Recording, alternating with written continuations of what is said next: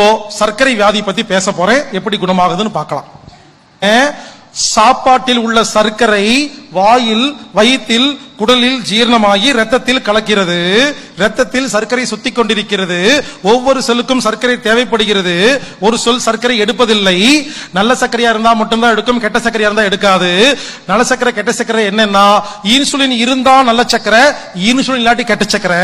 அதை கொடுப்பது கணையம். அது எப்படி கொடுக்கும்னா, ஒழுங்கா ஜீரணமாகி நல்ல குவாலிட்டியா இருந்ததுன்னா இன்சுலின் கொடுத்து செல்லுக்குள்ள போக சொல்லும்.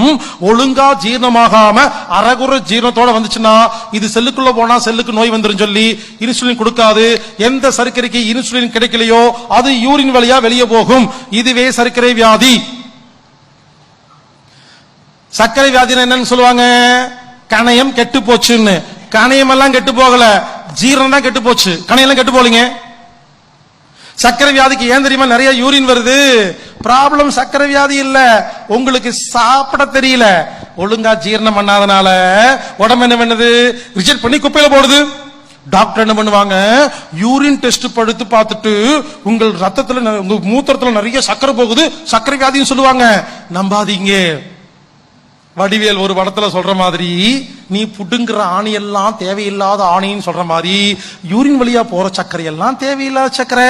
அதையும் பிடிச்சி ஆராய்ச்சி பண்ணிட்டு உட்கார்ந்துருக்கீங்க. முதல்ல இந்த யூரின் டெஸ்ட் எடுத்து நிறுத்துங்க. இந்த யூரின் டெஸ்ட்ங்கிற பேர்ல ஒரு டெஸ்ட் வச்சிருக்காங்க. Albumin, creatine, protein, vitamin, glucose யூரின்ல இவ்வளவுதான் இருக்கணுமாமா. அதுவே யூரின் எவ்வளவு இருந்தா உங்களுக்கு என்ன? புரியலையா? உங்க வீட்டுல சமையல் ரூம் இருக்கு இல்லையா, பழைய பாத்திரம் எல்லாம் கழுவி தண்ணி வெளியே போகுது இல்லையா? நான் ஒண்ணு பண்றேன், ஒரு குடும்பம் என்று இருந்தால், ஒரு சமையல் ரூம் என்று இருந்தால், ஒரு நாளில் இவ்வளவு குப்பை தான் வரும் லிஸ்ட் போட்டு வச்சிருக்கேன். அந்த மாதிரி வருமா?